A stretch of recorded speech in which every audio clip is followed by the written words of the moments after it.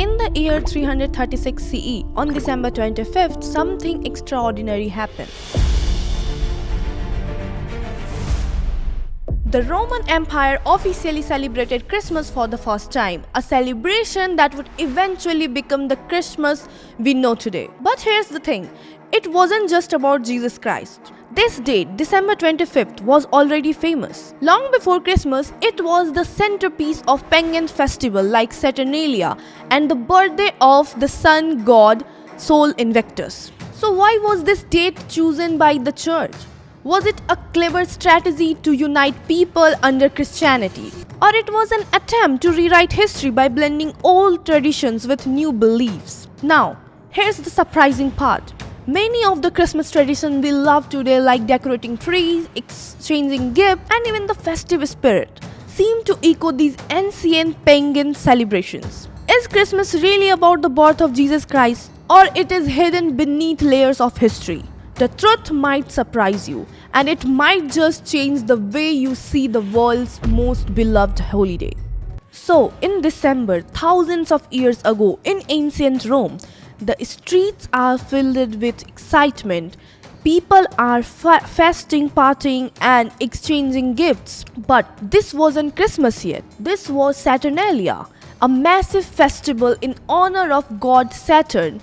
It was the time when everything was turned upside down. Masters serve their slaves, and people celebrate the return of light after the darkest day of the winter. Think of it as the Roman version of Hugh's party, where everyone just let loose and celebrate together. But then there was also the Sol Invictus, the celebration of the unconquered sun.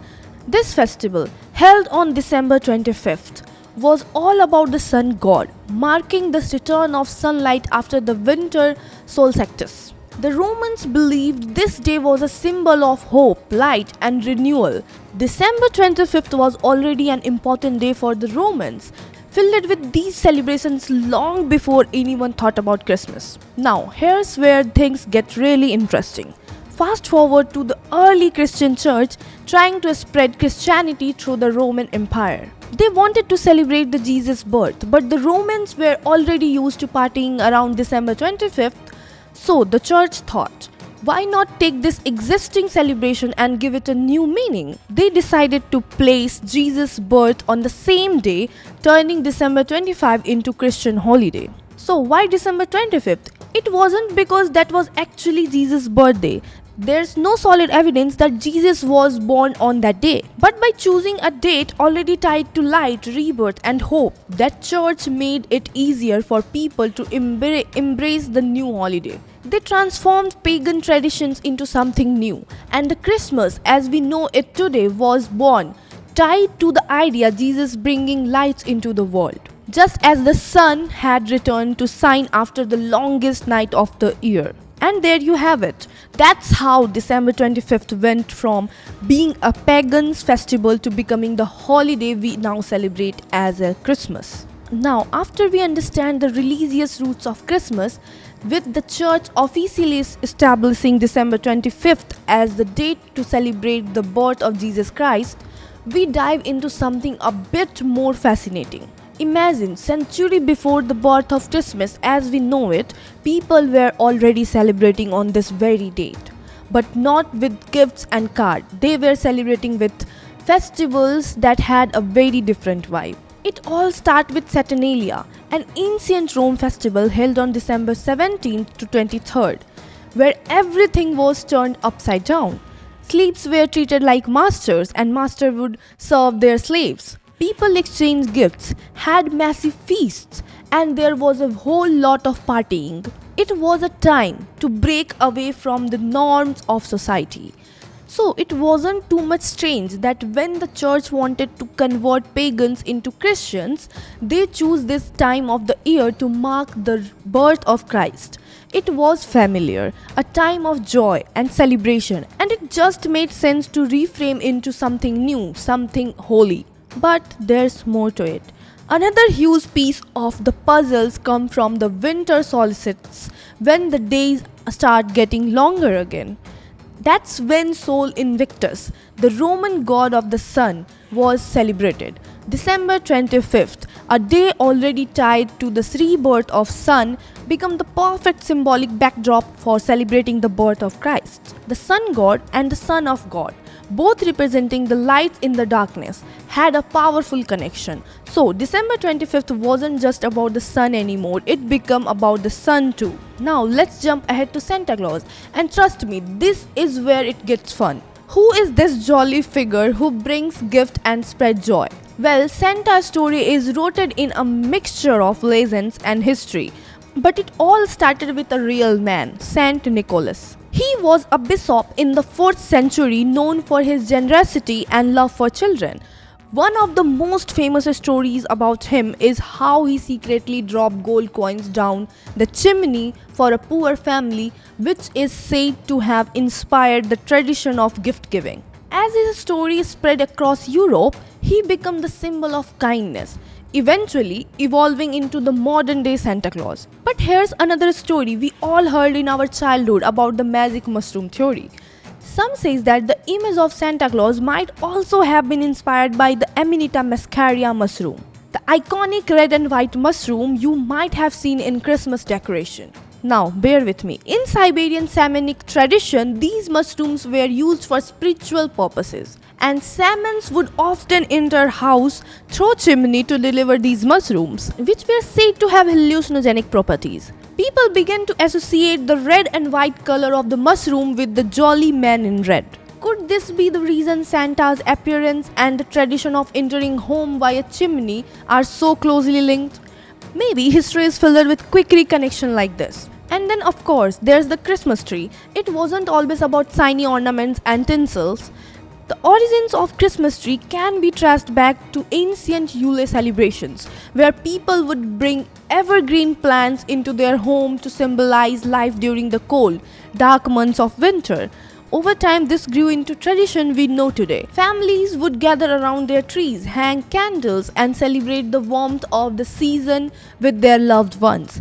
When Queen Victoria and Prince Albert of England made the Christmas tree a central part of their holiday celebrations in the 19th century, the tradition quickly spread across the Europe and beyond, marking the birth of the modern Christmas tree as we know it. The phrase Merry Christmas. We often say this phrase in Christmas, and I used to wonder, why do we say Merry Christmas? It seems so natural, right?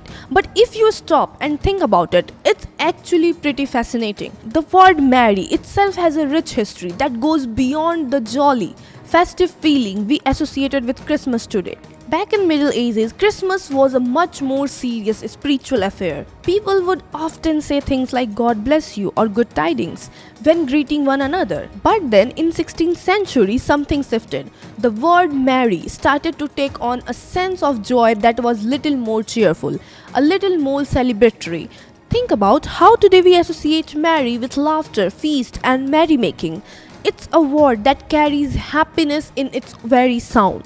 But it wasn't always about being merry. In modern sense of word, in fact, merry originally meant a kind of full-bodied happiness, something more deep and wholehearted than just joy. So when people started greeting to each other with Merry Christmas, they weren't just wishing each other a good holiday, they were wishing each other a sense of complete joy and a warmth, something that transcends more politeness. Now, here's where it gets more interesting. Charles Dickens, you know, the man behind A Christmas Carol, really helped cement this Merry Christmas statement in the hearts of people everywhere. In his time, Christmas was starting to shift from a purely religious observance to more festive family-centered celebration. Dickens wrote about the Christmas spirit as something of generosity, warmth and togetherness, kind of the perfect backdrop for a world that was learning to embrace the joy of the season. But there's another layer of this. Have you ever wondered why Merry Christmas feels so significant? Here's where it gets a bit mysterious.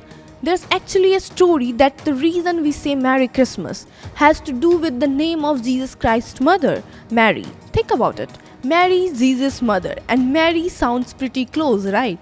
Some suggest that there's a connection between the two. So when we say Merry Christmas, it could be a nod to Mary, Jesus' mother, in a way that honor her, as well as the joy of Christ's birth. It's a bit of twist on language, a happy little accident that adds even more meaning to the words. And it's more than just a holiday greetings, it's a way of sharing joy, of bringing a little light into the world, just as Christmas has always done. Now let's jump ahead a little bit. We have talked about how Christmas traditions have evolved over centuries, but there's one part of Christmas history that's very much tied to the modern world we know today. Have you ever wondered how Santa Claus ended up looking the way he does?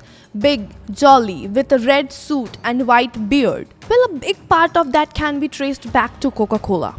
Back in 1930s, Coca-Cola started running a series of ads that would forever change the image of Santa Claus. Before these ads, Santa was often depicted in different ways, sometimes wearing green or even in more formals, bishops like robes. But when Coca-Cola launched their campaign, they introduced a Santa Claus that was plumpy, jolly, and in a bright red suit.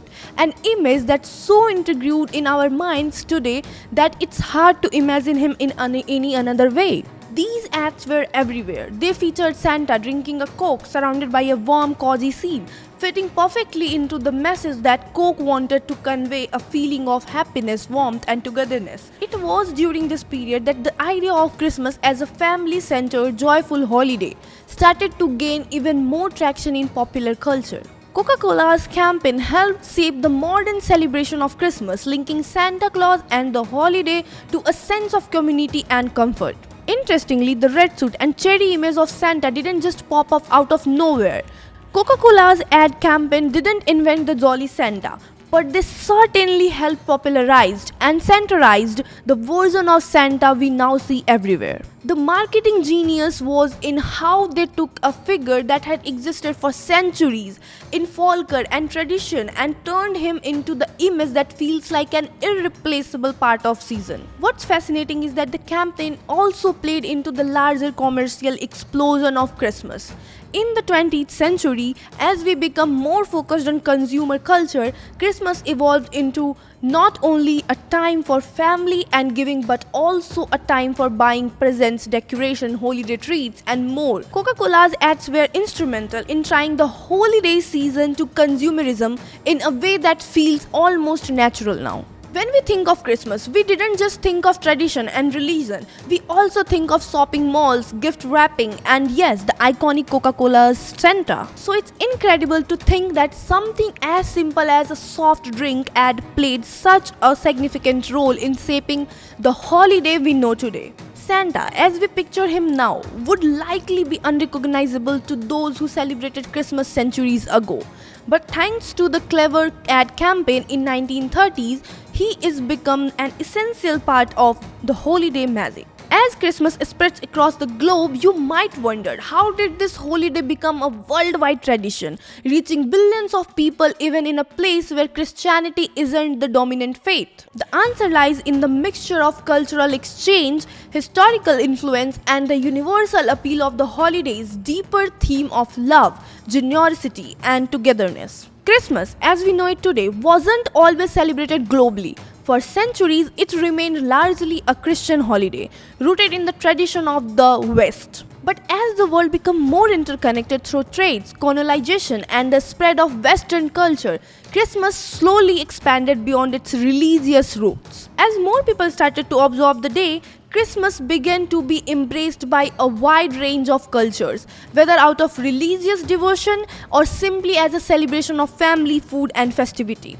In countries where Christianity isn't the dominant religion, Christmas still finds a way to seep into the cultural fabrics. Take Japan, for example, where Christmas is more about spreading joy than religious observance. Here, Christmas isn't the national holiday, but it's celebrated with decoration, gift exchange, and ever-popular tradition of eating fried chicken. For many Japanese people, it's an opportunity to spend time with loved ones and enjoy the festive atmosphere, despite the fact that less than 1% of the population identifies as Christian. In the Middle East, countries like London and Egypt celebrate Christmas not only as a Christian holiday but as a cultural event for everyone, marked by feast and communal gatherings. Even in predominantly Muslim countries, Christmas trees are sometimes seen in homes, and people exchange gifts as a symbol of goodwill.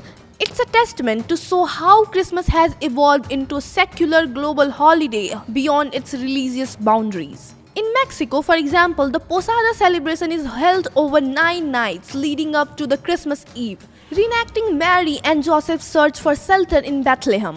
It's a blend of faith, community, and festivity with lots of singing, food, and piñatas. Over in the Philippines, Christmas is a huge deal, with the longest holiday season in the world. Christmas celebration begin as early as September and run until the Feast of the Three Kings in January, making the Philippines Christmas season one of the longest in the world. In Iceland, Christmas celebrations start with St. Tholex Day on December 23rd, and the festive atmosphere continues through the new year, with a strong emphasis on storytelling, feast, and the Yule Leads, a group of mischievous figures who bring treats or tricks to children depending on their behavior. Countries with the long Christmas holidays like the Philippines and the other Latin American nations bring the holiday to life in every corner, whether it's through feast, music, or the joy of spending time with family. In fact, many Latin American countries celebrated Christmas with public festives for weeks,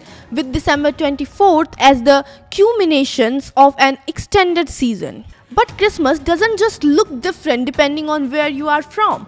It also includes some pretty curious traditions and even scientific fictions. For instance, in recent years, organizations like NORD, the North American Aerospace Defense Command, have even tracked the Santa's journey around the world. Thanks to advancements in technology, Nod can follow his sleigh on Christmas Eve, ensuring that the kids know exactly when to expect Santa. And speaking of Santa, have you ever wondered why his nose is red? Some experts believe it's a result of cold Arctic weather, while others say it's just a part of his cheerful personality. Regardless, it's become an iconic feature, adding a layer of warmth to his snowy adventures. And then there's a curious case of Santa's reindeer. How do they manage to fly through the cold night sky without freezing? While the reindeers in Santa's legends are obviously magical, there's a scientific element in play too. Some believe that reindeer nose might help keep them warm, as they have an incredible ability to regulate temperature and stay warm, even in the extreme cold of the North Pole. These little details, part of the larger-than-life myth, have you found a way into our collective Christmas imagination. However, not everyone embraces Christmas in the same way. There are debates around its commercialization, its roots, and whether it has strayed too far from its religious meaning. Some argue that the focus on shopping, parties, gifts diminishes the holiday's spiritual significance. Others point out that the secular side of Christmas, its focus on goodwill and community, it's just meaningful. So, as we reflect on this global phenomena, it's clear that Christmas has evolved beyond its origin. It's a time of year when people of all cultures, faith, and backgrounds find common ground. Whether you celebrate Christmas for its religious significance, as a cultural tradition, or simply as a time to pause, reflect, and spend time with loved ones, the core message remains the same.